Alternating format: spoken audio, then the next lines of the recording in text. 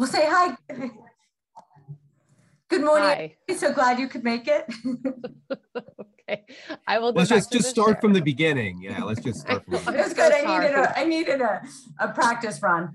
I'll be much more succinct and articulate now. For goodness sake. Okay, so we're going back over the 4 categories of advocacy that we have come up with here for this group. We've talked about funding. We've talked about communication and materials, and then legislation is the next category. Yeah. And kind of, we kind of segue nicely into this, it's just keeping track of pending legislation and identifying opportunities to advocate for legislation, both in New Hampshire and Vermont, identifying kind of key advocates and champions, the elected officials, developing relationships with those elected officials. We're starting to do that already. And testifying at hearings. And again, kind of to the point that was brought up, it's just, there's advocacy groups that are already doing this work. How do we ensure that we're plugged into them so they know to use us as a resource, and vice versa? And any questions around legislation? One thought might be, we've talked about having an event at some point for all 3 groups to highlight accomplishments in this, after this sprint period. And I'm wondering if it would make sense to really focus on legislators, or maybe do a mini session where we just invite legislators to the table and share what we're doing, and hear how we can support them better. Just a thought, if we could sort of get a dual purpose out of the synthesis of the 90-day sprint. We may want to do it for the whole symposium group that participated in November, but might we do a roundtable with legislators? Just a thought. Yeah, no, I love that. And that let's put that when we start kind of putting down our action plans, and let's make sure we include that, because cultivating those relationships is huge. I mean, it really goes a long way.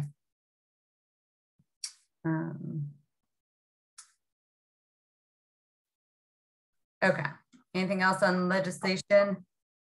Tammy just wrote in the chat.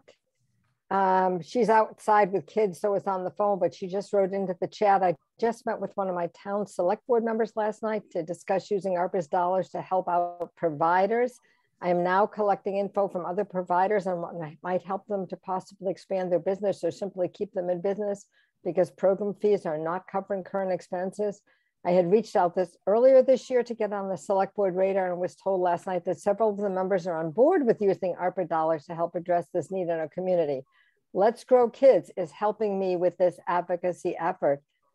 Phenomenal. So maybe we do need to get the Let's Grow Kids folks who are part of our initiative to update us on their local level advocacy planning, and figure out how we can do more, just like Tammy is, how amongst our participants, we could potentially look at this local level component.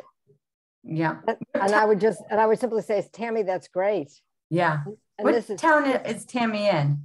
It's Thetford, isn't it? Thetford. That's good, because I know Sean and Julia, so Lebanon and Hanover is also interested and actively looking for ways to allocate ARPA dollars towards ECE. So yeah, the more kind of coalition and for the other town, I mean, we're kind of working on it, and it's happening also in Southern New Hampshire, but just to kind of have a list of what ARPA dollars could be allocated towards, and so that we could present that town leaders? That'd be really impactful. That's great. Okay. Last but not least, local community. And this is good. We're already kind of like brainstorming what the action steps are going to be. So this is, we're kind of priming the pump here for the next step. Local community, that's again, kind of the human element. How do we connect kind of the needs with possible solutions that are very kind of targeted towards our local community? And we've talked about this, and not so much kind of statewide initiatives, but more focus on kind of what we're hearing at the ground level here in the Upper Valley. Strengthening the coalition of business leaders. You know, I think we had great buy-in at the beginning. How do we ensure that we're keeping business leaders engaged and at the table for these conversations? You know, creating a cohort of advocates to mobilize. That's you all and your networks, and how do we continue to grow that? And yeah, and who else? What other stakeholders? What other unlikely advocates? Who else should be at the table, kind of working towards solutions with us? And how do we continue to think creatively and outside the box there?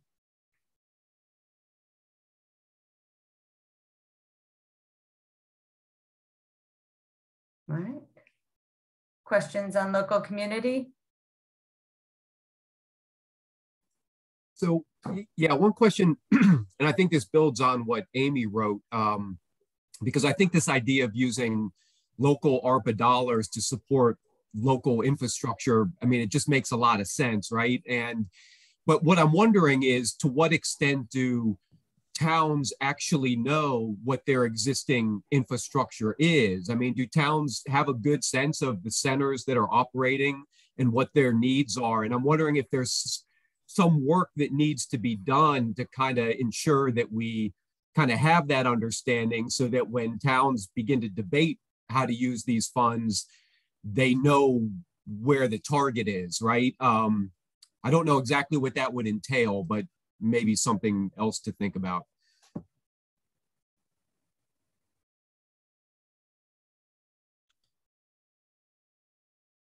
Amy, has ECEA ever done anything like that in terms of just a mapping of providers in the Upper Valley that could be a starting point? As far as needs go? Well, what Michael, were you talking first about sort of what's the landscape as in terms of what centers exist in the towns and what's their capacity as a starting point, or were you, yeah, maybe I misunderstood. No, I think that's kind of exactly what I mean, I think the needs, I mean, I think we have a pretty good sense of the needs in many ways, right? And I think when we think about infrastructure and what the infrastructure needs are, there really aren't, you know, when we, you know, childcare, the workforce really is the key infrastructure, right? So a lot of this, I think, is sort of how can we get resources in to support that workforce in a new way, and with these time limited funds that we have.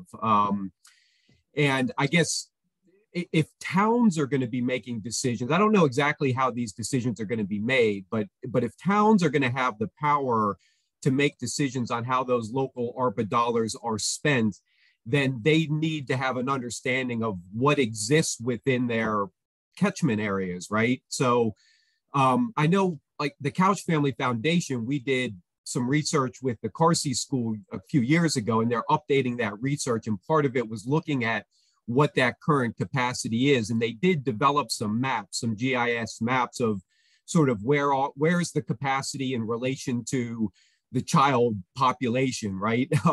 Within the Upper Valley. And I don't know if we can kind of dig out some of those maps, or maybe they have some data that didn't make it into those reports, but, you know, that's something that we could, you know, follow up with Jess Carson at the Carsey School and to see what geographic data they have that could be shared and maybe help support some of this. And I would just add that I think that that would probably be a pretty valuable resource for parents too, or at least some of that information to know what are the child care centers they can tap into, because I know you can sort of search it on the Vermont side. I don't, probably on the New Hampshire side, but then there's nothing that sort of brings those two together into the geographic area that we're in.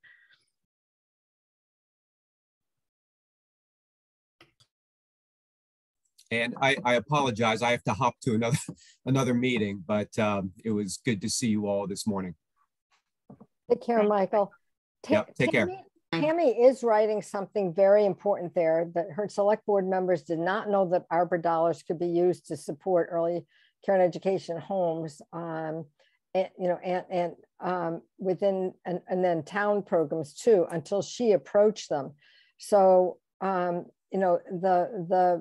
the Treasury Department rules are very thick, very complex, and it's hard for towns to go through them. But I do know that the towns on the Vermont side of the river are relying a lot on the Vermont League of Cities and Towns, VLCT, and they have put out a lot of good information, and they know this fact, and it would be easy to get them to give us a very clear one-paragraph statement about the utilization of ARPA funds that have, the town and county portions that are all going to just towns in Vermont. And because it's a federal rule, it applies exactly the same way in New Hampshire. So we could easily get a statement if that would be a helpful thing. I think that's a great idea. Okay, that's one that I could get if that would be helpful. Yeah, and then, we coordinate the municipal leaders group, which is just the 4 core towns, but each of them have their networks. So I know. And they might even, one of them might even have this statement or this bit of information already. It probably wouldn't hurt if we got it too, so we could remind them of what they know. Right. But many of the little towns really don't have a good way to understand how the ARPA dollars can be used. The more we can kind of package it and outline it and do the lift and the work of how those allocations could be directed, I think the more likely that they'll take it, that we have a chance of them taking us up on those recommendations. This is kind of a natural, why don't we shift to kind of developing that work plan and do it around the community, the local community, and kind of just start there, because I think that's where we're kind of most invested and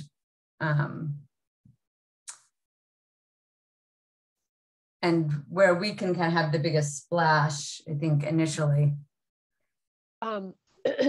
Is the collective preference to be able to look at each other and converse, and I can take notes in the spreadsheet, or do you want to look at the spreadsheet?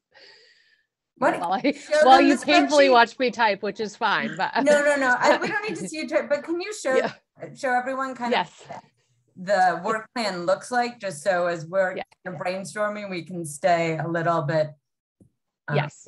And what will happen is we have a shared platform so that everybody will be able to have access to these work plans outside of the meeting times. So that's why I'm trying to help everybody be really clear about what's something you could jump into and just like throw a couple of ideas in or follow up on independently of the group, and what is going to take like collective group work together to do it. So all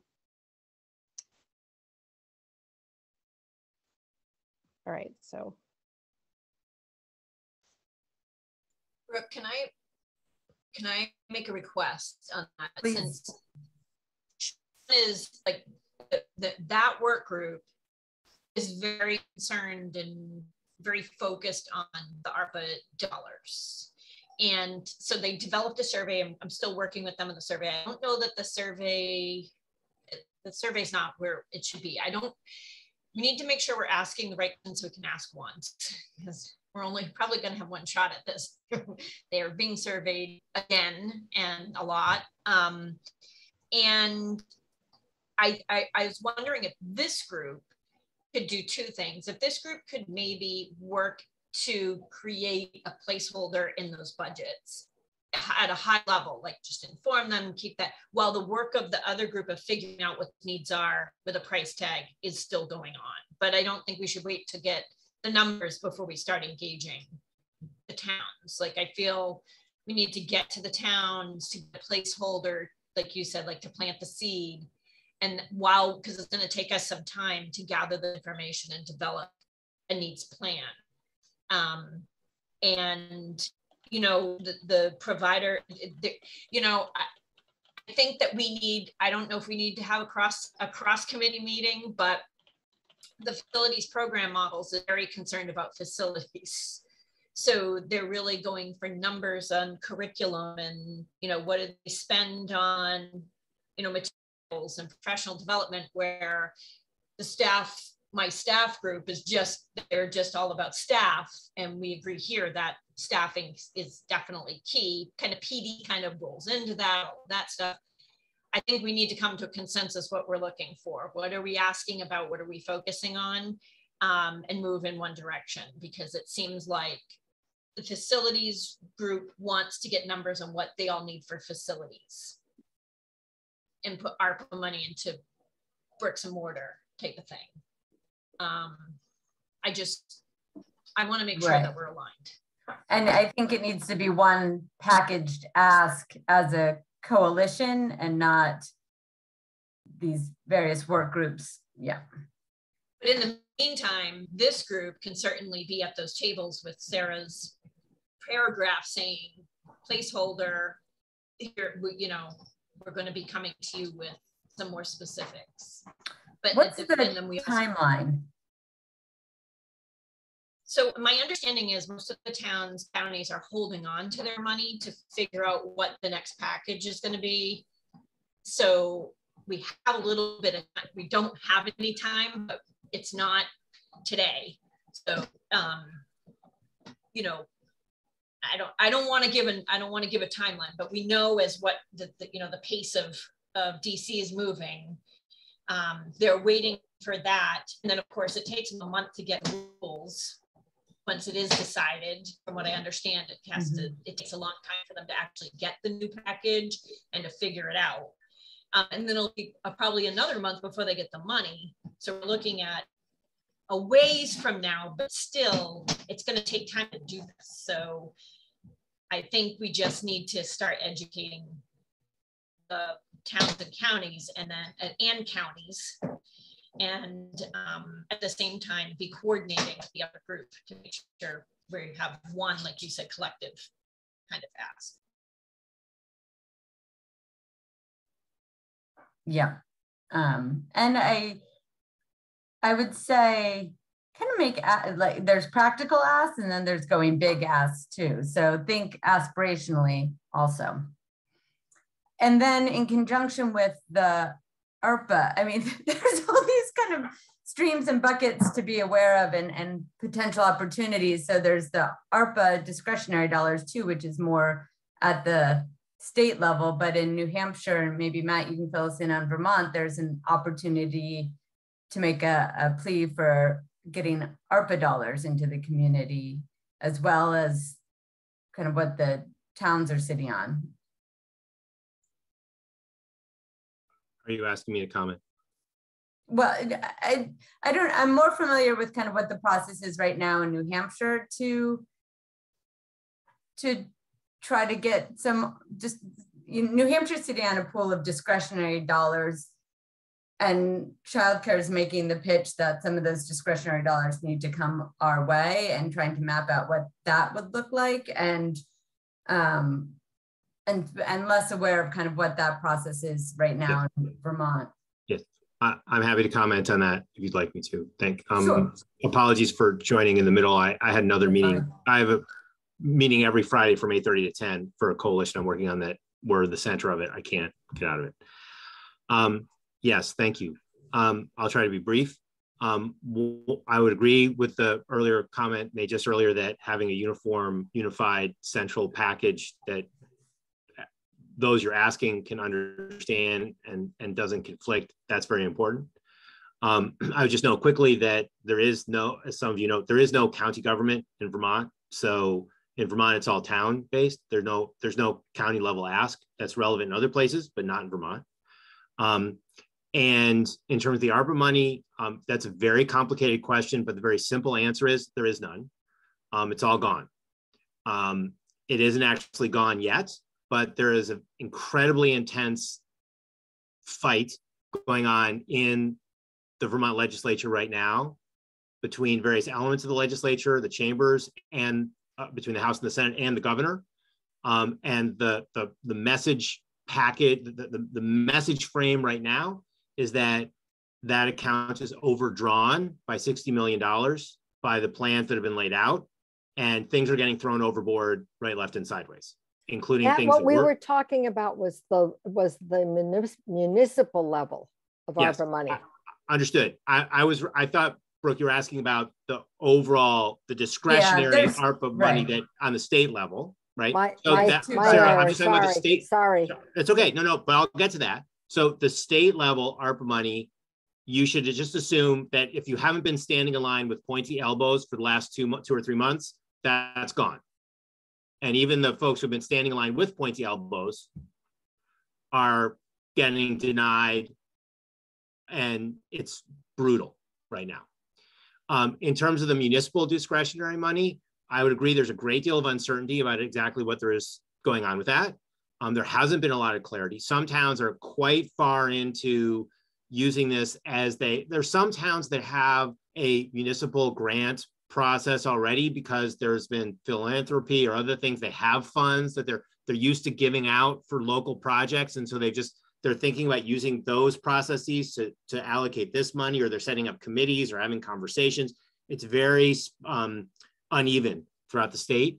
I think that the instructions from the federal government have come in, are more or less done on that one, and they're pretty lenient. But then, as I think was implied when I came in, then there's a whole nother round of funding that may come in through the next federal budget that is going to complicate things, just because there'll be more things to talk about and think about, and people will get not confused, but they'll just have a lot of different funding streams to try to manage. But I think in Vermont, the municipal funding scene is unclear, but not resolved. I think I've tried to answer your question.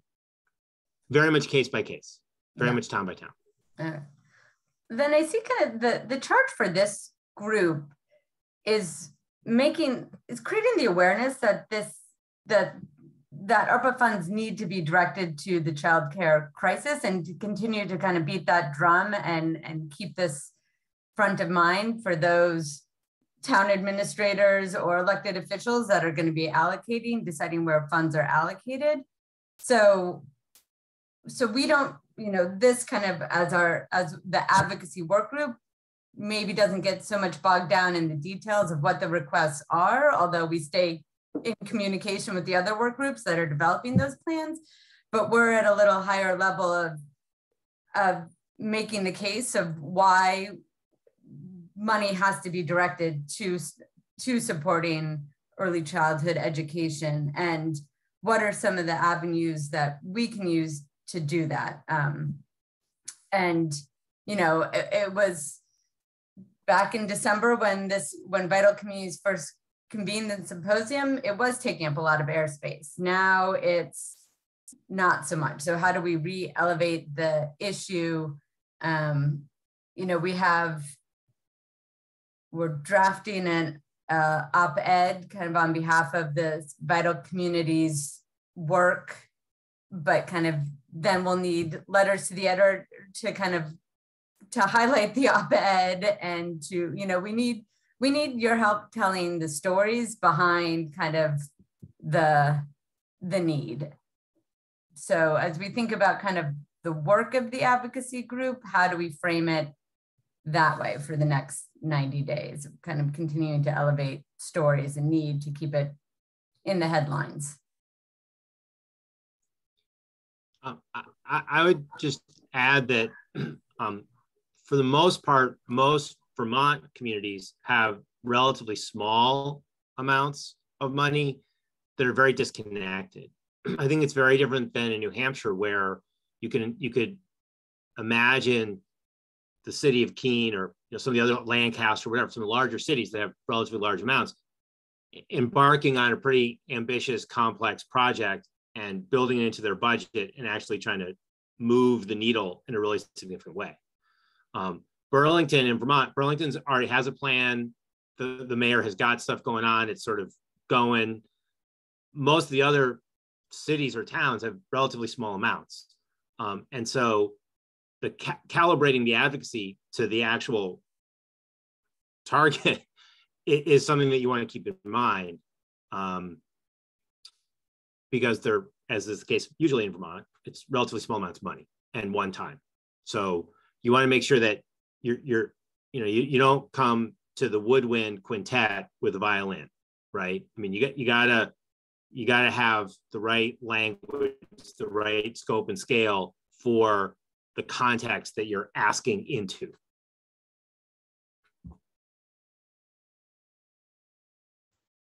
Just the way that I captured this in the minutes, I'm just going to reflect this back, because this is what I'm hearing is that what this group could develop for municipalities is actually kind of a decision-making tree in terms of, here's how to understand whatever your scale is, here's how to understand the implications of your decisions on ECE, and therefore on the larger community, therefore on your local economy, on your local community. So however many zeros come after the initial digit, this is how that could unfold.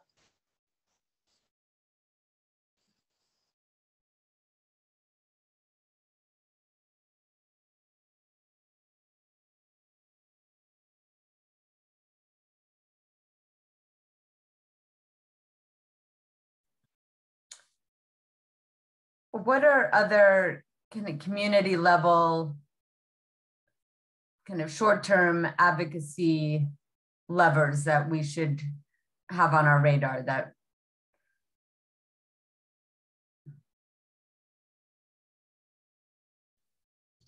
we've been talking about ARPA. I'm curious about the Gopher funding, which I don't know as much about. Is there opportunities, or is that state funding, or is that municipalities? Do we need advocacy around incorporating that money into early childhood?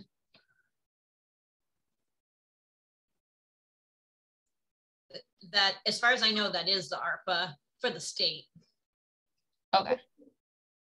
Isn't Gopher? Let's call it different things.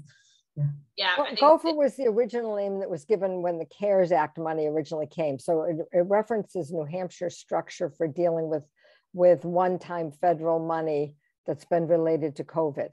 And what I was wondering about, if Amy or anybody else knew, so when, that CARES money, not all of, there are certain parts of it that didn't have to have been spent by this past December 31st. There was money that somehow New Hampshire still had. Vermont's money is all allocated. There's no Vermont money from the first tranche left, or second or third or whatever.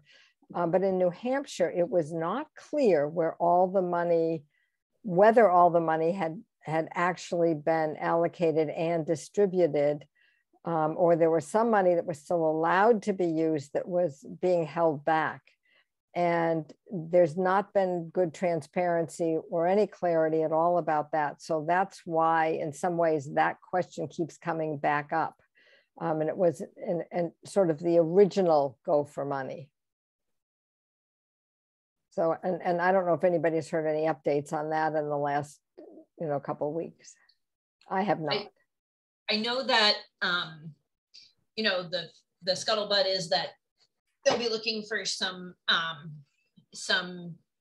pre-made, ready to go projects around this. So that the ECA is building those to see if we can be the testing site for some projects related to staffing. And I put in the chat Senate Bill 446 in New Hampshire, which is that workforce bill, $8 million. Senator Whitley's bill that we had been hearing about. Yep. So if you watch the recording, it wasn't trampled on completely. It was basically, this needs to be spent out of ARPA. And Senator Whitley's argument was, this has legislation in it. It shouldn't go to ARPA. We need to keep it here so that it's not, a one-time spending. It's a line item in the budget. And then it came down to, from what I could understand from the conversation, that they had done other bills similarly, where they kept it in legislation, funded it one time by ARPA, but kept it in legislation. So that's what Becky Whitley asked for. And it's not going to go to study, but it's going somewhere. They didn't even vote on it at the end. I replayed it like 3 times and there was no vote. So that's where ours is. Vermont, Matt's here. Do you want to give a quick update of what's happening, what isn't happening in Vermont via what happened on Wednesday? Early Childhood Day at the yes. I'm pretty sure they talked about, it's a definite go on the reimbursement for tuition or for loan repayment, but they have to have an associate's degree or a BA before they can access it. So that stinks. That's not a good hiring call. And then there was some release about what was happening with the workforce bill there for their stipends for the workforce. I'm not sure I'm going to be able to give a comprehensive report on what you're discussing in this case, in part because I believe most of what you're describing is still very much a work in progress. The one thing that we know that's happened, and Amy, I'm sorry if I'm not answering your question. The one thing that we know that's happening, as long as the governor signs the bill, is there is a one-time payment going out to both early childhood education providers and staff. So bus drivers, janitors, kitchen staff. It isn't just the folks who are crawling around the floor with little kids. It's the whole system will be eligible for one-time retention bonus kind of payment. So there's money for that in the Budget Adjustment Act, which we think the governor is going to sign next week. All the other stuff is still work in progress that will be part of the FY23 budget. So there has been discussions about various workforce retention strategies, and the path forward is rather murky for many of those, although there's a lot of enthusiasm in the legislature for doing something. So I'm not, and I have not been following that as closely as some of my colleagues. So partly because it's all very much in progress and mushy. So Amy, I don't have a lot of details for what you're saying, because my response to that is, yeah, all those things that you talked about, I know are on the table, and we're trying to figure out what we can get the committees of jurisdiction to accept and put into the legislation. And a week from now, we'll have a better sense of what has gotten in on the House side. But that doesn't mean that we know it's going to be in the end, because the Senate has to do their work. Did that answer your question? Yeah, I remember hearing, I mean, all I know is that the loan repayment piece is starting in May, and that Vermont AEC will be administering it. And beyond that, it's still fingers crossed. Yes. But I do know, I'm like trying to think like redundancy and what's coming down the line and how we can be prepared to access some of what's happening. And in New Hampshire, they're putting aside, I know one of the things is they're looking at facilities, paying off facilities costs, like buying your building. So that may be something we should start preparing and put like helping centers try to prepare for in the New Hampshire side. In Vermont, this is with their leftover childcare ARPA money, with the discretionary funds. Yeah. I'm not entirely sure in Vermont, the money they have, the ARPA money discretionary funds is being targeted toward what? No. Okay, now I feel like there are multiple things that are getting mixed together. I think if you ask Vermont AYC where things stand in terms of the programs you're talking about and to what implementation is going to be and who will be eligible and all the rest, they would be able to give you a very clear report on where things stand, when programs are going to be implemented, who would be eligible, how much funding there is, et cetera, et cetera. I think those are all pretty much set in stone from once the H-171, the bill that passed last year. It's been slow in getting implemented, but that's all pretty much set to go. The other stuff is still to be determined. And then you referenced the municipal stuff, which is a whole different thing entirely. So I want to make sure I'm responsive to your question, but I feel like the municipal stuff is not connected. The municipal fund is not connected to any of this, to the workforce issues in Vermont at all that I'm aware of. And nor is the workforce stuff really related to ARPA in any immediate way.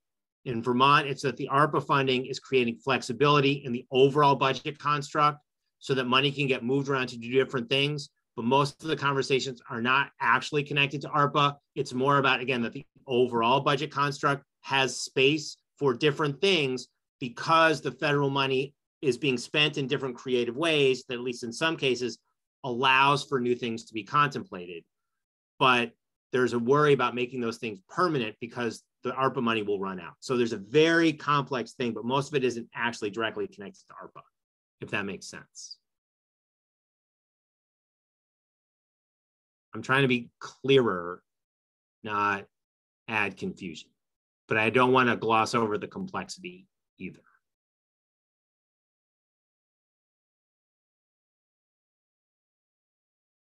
I know it's complicated and it's in the weeds and it's not, it's not my area of expertise. So, and I'm sorry, Brooke, if I might, just one other thing. I did just have a text exchange with my colleagues at Let's Grow Kids. There is not and they would be the ones to do it. There is not a statewide campaign in Vermont about the municipal money. There is not one. They are available to support local communities to try to figure out what to do in their communities. As Tammy referenced in the chat, needs in Orange County, et cetera. I'm happy to connect. I'm sure you all have connections. I'm happy to connect you with Anna, who's the field director, or Sara and Drake, who are the advocacy staff. And if there's a community that wants to work with with their select board to try to figure out how to do something with that money, I'm happy to connect them if you need help connecting with LGK, and they can help you figure out, okay, how much money is there? What are the needs in our communities? What is a rational, actually accomplishable, not a word, effort, what's a realistic goal for how to spend that money, et cetera. But there isn't a statewide effort. It's more a case-by-case basis. Yeah. But that support exists. And if you would like help with that, you can contact me or Let's Grow Kids directly. And our advocacy support is always available to help anyone figure out what to do, or at least what to try. Well, the gap in all this feels like the level of communication with communities that this is a possibility, because only if they know it's a possibility do they then have an interest in any of the how, or hearing from those who could tell them more about what's possible. I'm not sure. I understand that interpretation. I'm not sure I entirely agree with it, in that I think there's been a strategic. First of all, again, Burlington, there's an open line of communication with the mayor's office and the mayor's staff and so on. This is Vermont, the mayor's wife, about this stuff. As it happens, the mayor's wife is a relatively important person in the early childhood community in Vermont. So she's plugged into all these conversations. They know all about early childhood in the mayor's house, and they know all about it in his administration. So there have been plenty and he's put aside money, his administration has put aside money for early childhood activities over the course of the pandemic. So the place with the most money, there's an open line of communication. I think there's been a strategic decision on the part of Let's Grow Kids to not spend a lot of advocacy energy on this because it's one-time money and it's very small, and 98% of the municipalities in Vermont do not have the infrastructure to even begin to have a conversation about how to do anything with this. They don't have staff. They don't have, the select board is volunteer. Like, there is no capacity to have a thoughtful, strategic conversation about what to do with a relatively small amount of money that's one time. So I think they've decided to just not go there.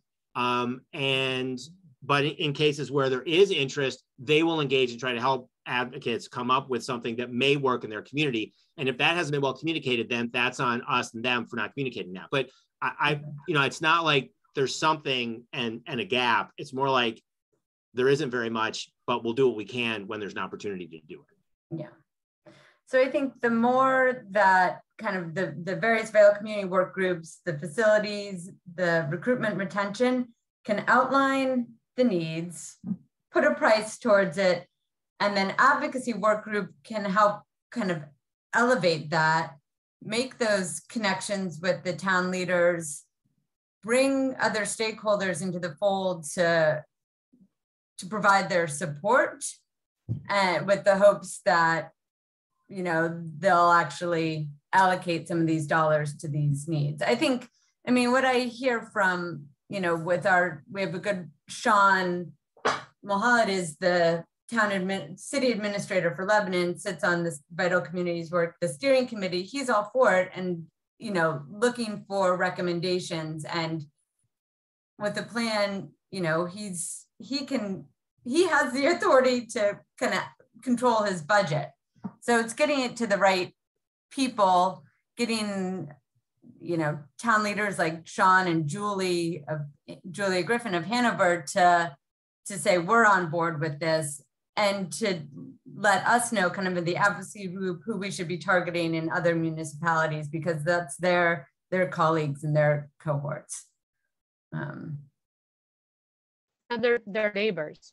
That's how I see this advocacy work. The programs and the facilities and program models work group could help us come up with the content, and then we can, the advocacy work group can mobilize those who are connected to this to engage their neighbors. I mean, like Matt said, they're volunteer decision makers.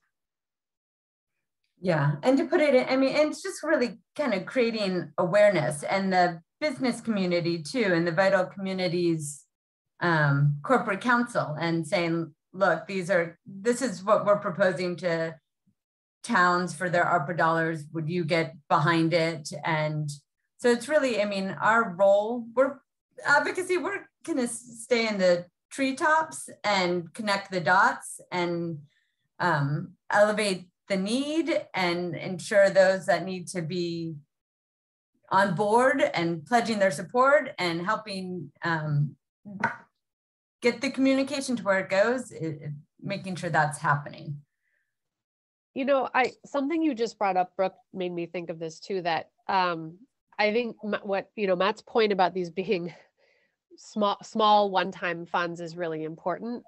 And we have this constant tension in this work of there is an urgent, immediate need from yesterday to do this, to get slots, high quality care, affordability, people to do the work, all of those problems that we have. And it has to be long-term sustainability as well. We can't just do this sort of crisis management response. And I'm wondering whether part of whatever we develop as the advocacy work group for messaging ought to include, we ought to consciously embed in there, yes, you have these one-time ARPA funds you can put towards this, but also have you engaged this business leader and this business leader and this business leader who are in your local community? Can we help you form a local partnership where the funding isn't just dependent on this one-time thing? It's not just a one-off crisis management thing. Can we help, you could develop a local system connected to the state funds and state structures so that this is sustainable in your community. So we're not moving from crisis to crisis. I have no idea if what I just said makes sense, but. I was just in an earlier meeting and I jokingly said to the facilitator, permission to speak for a third time, but it's not really a joke. May I speak to this point? I'm conscious that I parachute into these meetings and then talk a whole lot. And I think that's what people want me to be able to do because I have this information, but on the other hand, I don't mean to crowd out other voices. I would respectfully suggest that this question you just raised in Vermont, where it's a totally different context than New Hampshire, there's a reason why, for this very reason that you just described very eloquently, the decision on the advocacy front has been to not pursue this money. Because Let's Grow Kids, speaking for them, is done with Band-Aids. They're done. Obviously, we need Band-Aids because we're still bleeding. So we're still going to put on the Band-Aid. But they're done with buying boxes of Band-Aids. And they want perhaps the impossible. Now, that's an internal discussion that we have all the time. But that was Rick Davis's point a few years ago. It's like, I'm not, as one of those people who was asked to do this kind of thing that you just described, I'm not doing that anymore. I'm not buying boxes of Band-Aids.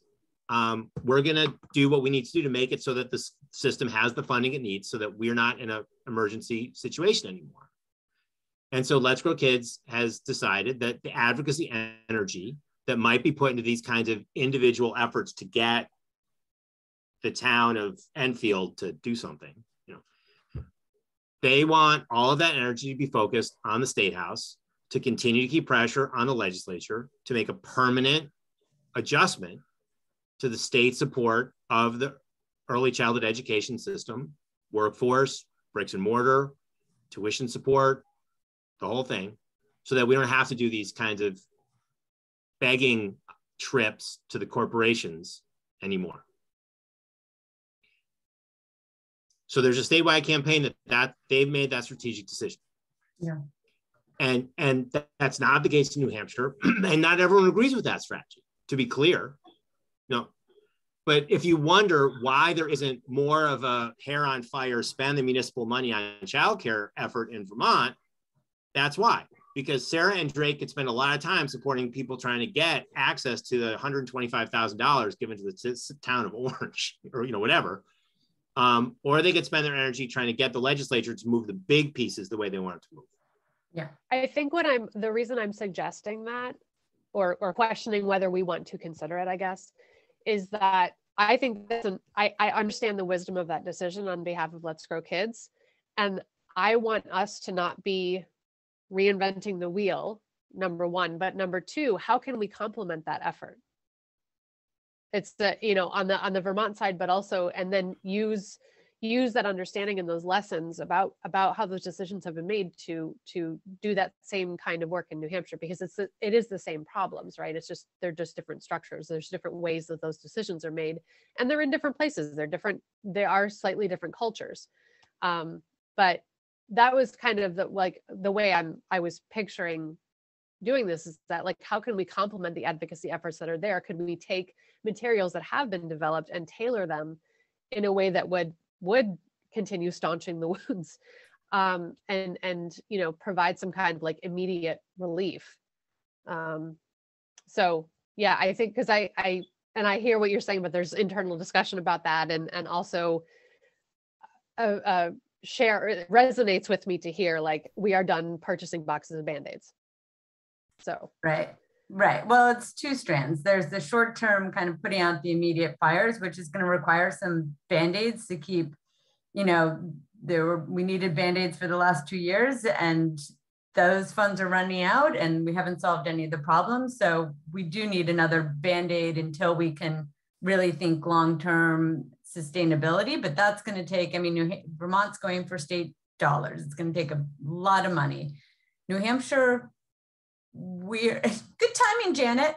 New Hampshire is putting no state dollars into it. So we can't talk kind of systems change in the state of New Hampshire when New Hampshire's not going to invest in systems change. So we have no choice but to fight for every little scrap of dollar Band-Aid that could potentially come our way.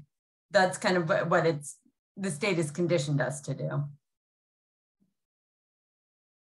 Janet, how's it going?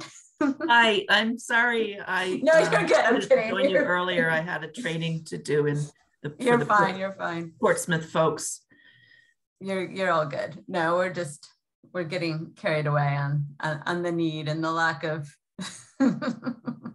Anything I can help with?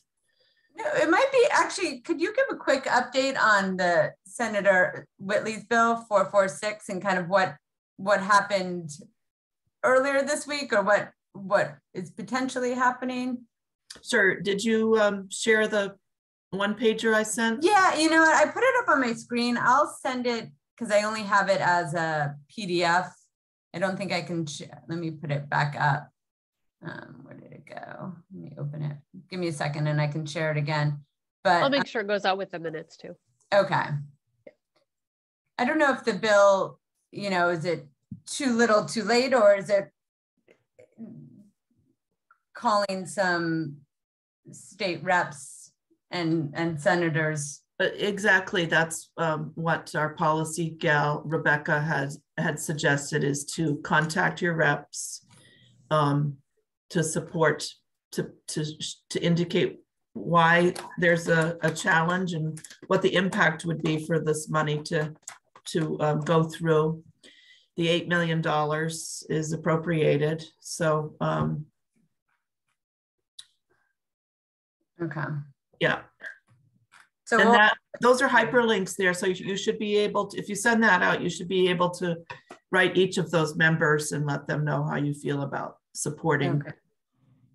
Is this, I just have it as a PDF. Do you have a web link for this so distribute it more widely?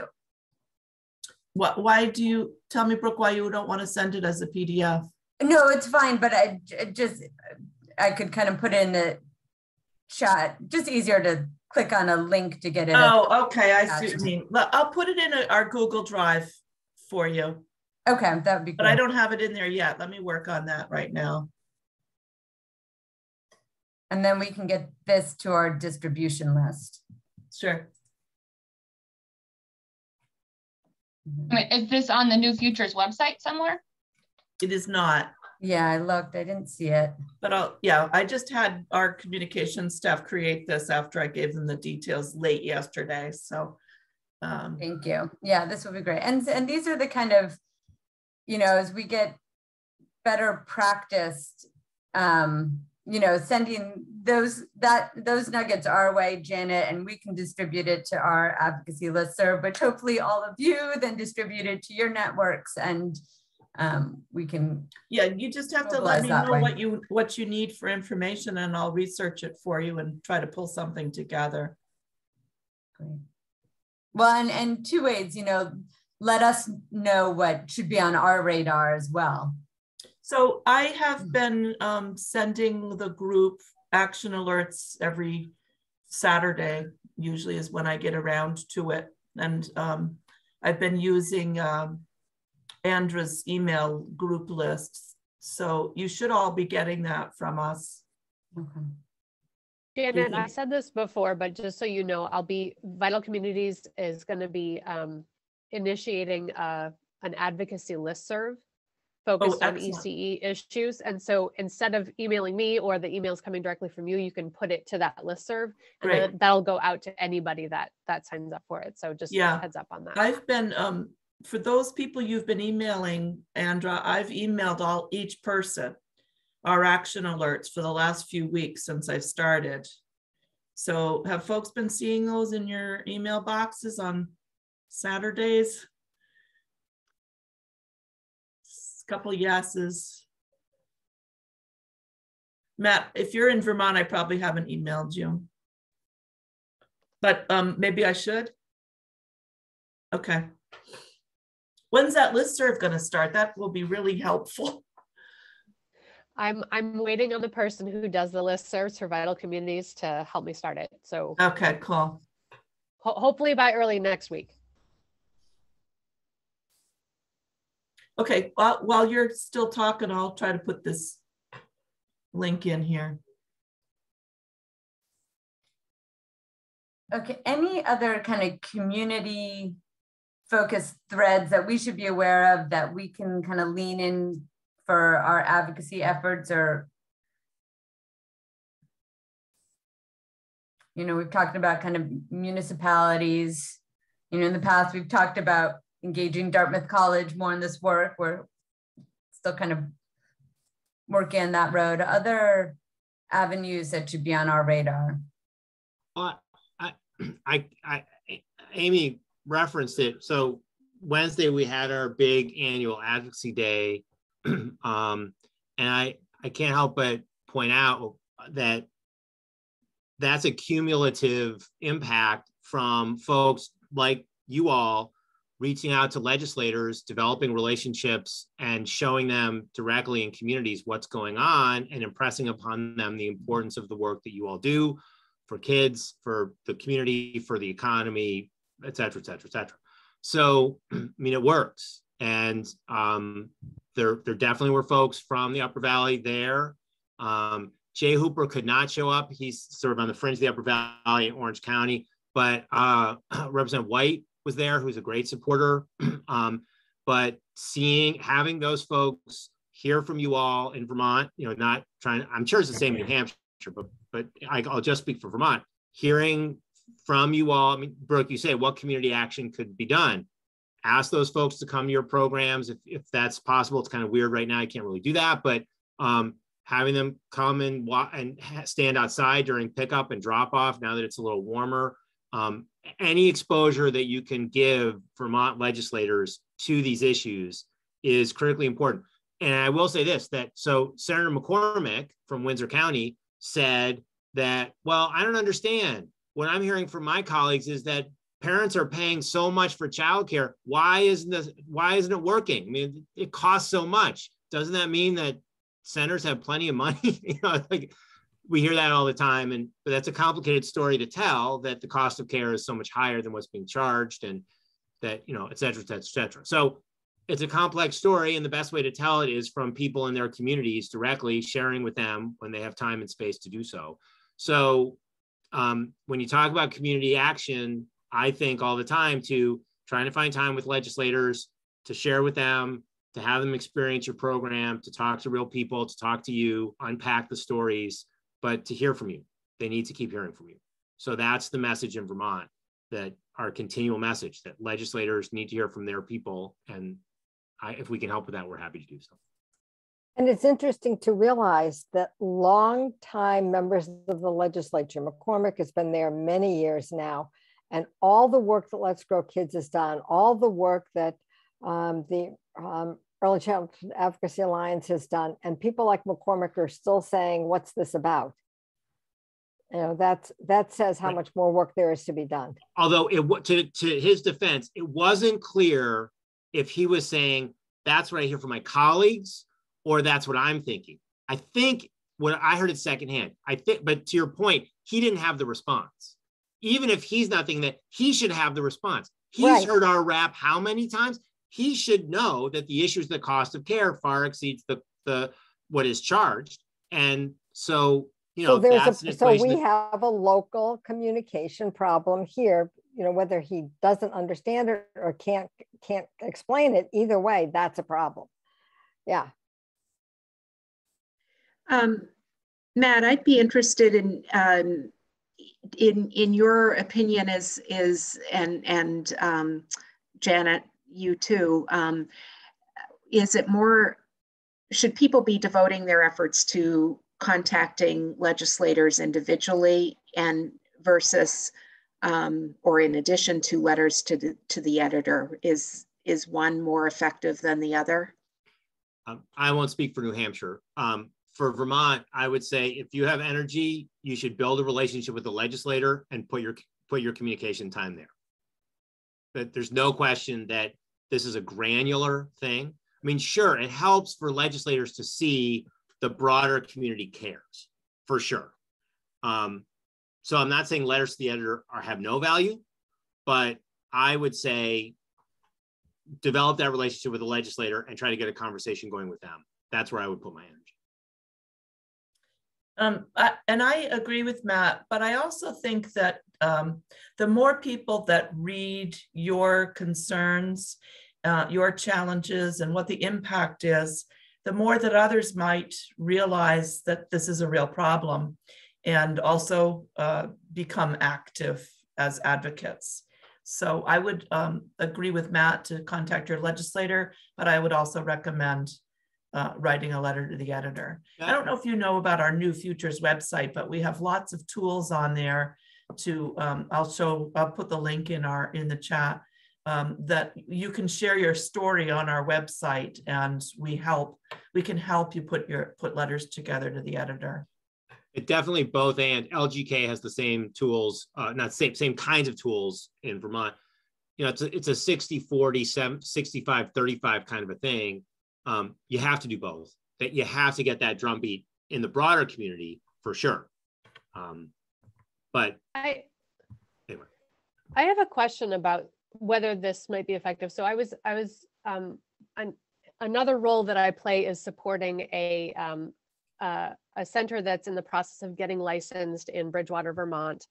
And I've been speaking with the teaching director for a while because she finally got hired. It's taken 2-3 years to find somebody to be the teaching director for this center.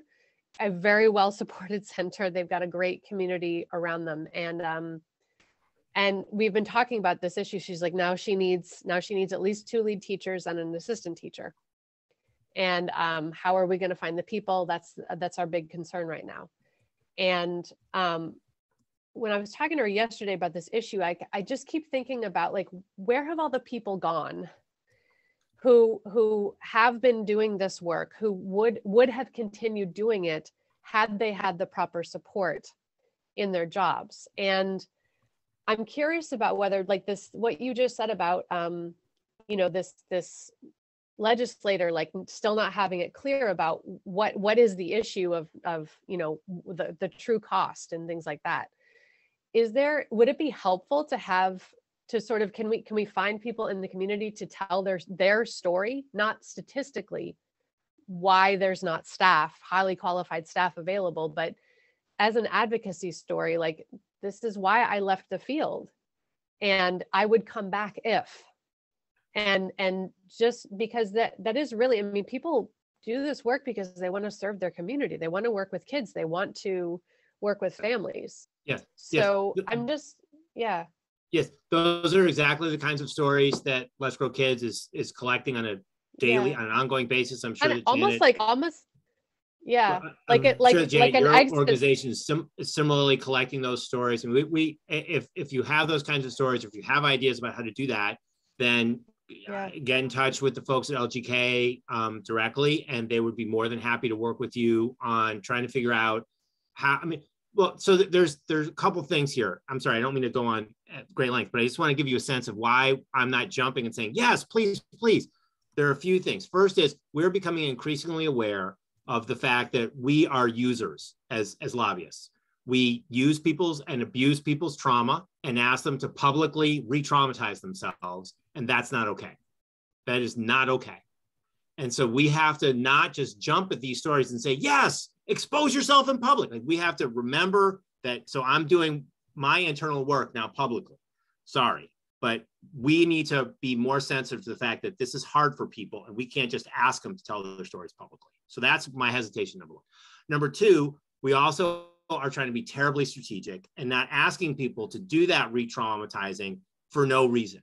So we want to try to find examples where it's a good match for the goals that we're trying to accomplish in the legislature in ways that are respectful of people's time and their emotional status and just the fact that they have busy lives. So I can't do that calculus because I don't know the details about what community you're talking about, what legislators are involved, what that person's story is, et cetera. The people who can and do make that calculus and do decide that are the folks at LGK who are in charge of the campaign of Vermont. And again, I'd be more than happy to help you make the connection with those people. They would love to have a conversation with any of you about this possibility. They would love to do that. That's what they're there for. They're craving these kinds of conversations.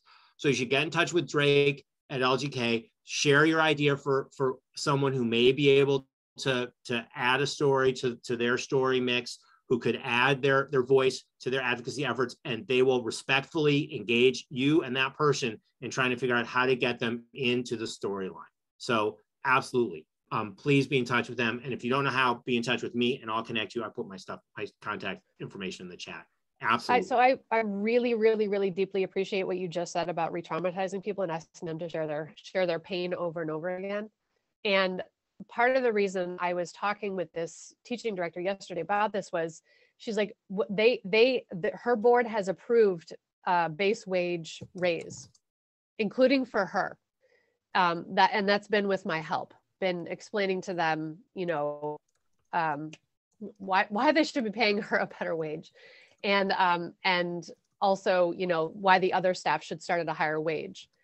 And totally with the awareness that we don't want to be poaching from nearby centers and all of that kind of stuff. But it's like, if we're not willing to do it with our own people that we're hiring, then what are we actually doing? How are we changing this system, right? It has to start somewhere. And I said, you know, in terms of finding people, I wonder if we have an advocacy opportunity on the other side of that to say, we know there's people out there who have experienced, you know, who don't want to go back into the field because they are so incredibly crispy, deeply crispy. And we want to make sure we're not enticing them with like, oh, the funds are here now, we're going to, you know, it's going to be great again, I promise, come back. To really make it clear to people, to get the message out when we do have a really great model, that this is how we're making it sustainable, that it's you know, okay to come back, basically, that you know, because there's these highly qualified people out there whose hearts have been in this work, who need to know that it's safe to come back and do it as we develop really great structures and ideas. So I'm just conscious of like that back and forth message too. One of the challenges in Vermont when it comes to workforce, and again, whoever's facilitating, just stop me if I'm going too far afield, is that we hear the same problems in every area of the workforce. So mental health, community mental health workers, teachers of older grades, restaurant servers. You know, you want to go give yourself a break, go to a restaurant in the community, and they're closed because they can't get enough wait staff, right? Construction costs through the roof. So as an advocacy effort, we've been undercut in our ability to push on this workforce thing and retaining and pulling people back, because what the governor has said and what key legislators say is, well, get in line. Everyone's having that problem. So it's not clear how we have a strategy that specifically addresses the early childhood education community. And you mentioned stealing from other programs and so on and so forth. We've struggled to find a message and a strategy that really addresses this, because it's so profound, it's so widespread, it's everywhere, and it's not clear. You know, the Great Resignation, et cetera. It's not clear how to come up with a strategy that is specifically relevant to our community. But as you imply, if we increase wages, if we make it a better place to work, then people will come back. I think there's a confidence that we can go there, but raising wages is not something the government can directly do. It gets very complicated. Again, LGK has a long-term strategy to figure this out. The short-term strategies are not usually very effective and not sustainable. Well, and parents can't return back into the workforce if they don't have childcare for their children. So if you're gonna focus on workforce, you focus on the childcare workforce first, and that's right. That's the argument to try to elbow our way to the front of the line, and we make that argument every day. Yeah. All right. On that note, so much for letting you all out early and giving you some time back on your Friday. And I apologize. You know, this conversation went on tangents, but hopefully there were definitely good nuggets in there. And you know, our work, I think, just for this advocacy group, is to kind of keep it high level, continue to engage those in the conversation and educate those who, you know, just keep it front and center in our community, and to just for all of you to be mindful of ways to do that, and then bring it back to us so we can help provide you with the resources and tools to, so you're not doing all the heavy lifting, but resources exist and we're here to help connect you to those. Thanks, Brooke. And everyone else who's put strong thinking time into this conversation this morning. A lot of provocative things. And Brooke and evocative. Sarah, do you have a little bit of time after to meet? If not, it's okay, but I'm just checking. Did you ask me? Brooke and Sarah, yeah. Sure, I can. Okay. Yeah, I can do that for a few minutes. Yeah, okay. All right, thank you all. Bye. Thank you. Everyone. If you live in New Hampshire, contact your reps and centers about HB 446. That's your homework. I was just going to say, so we've had lots of great conversations. What's one concrete action step we should all be taking before we come back again? And there's one right there. Right. Thank you. Thanks, Sunny. Bye. I stepped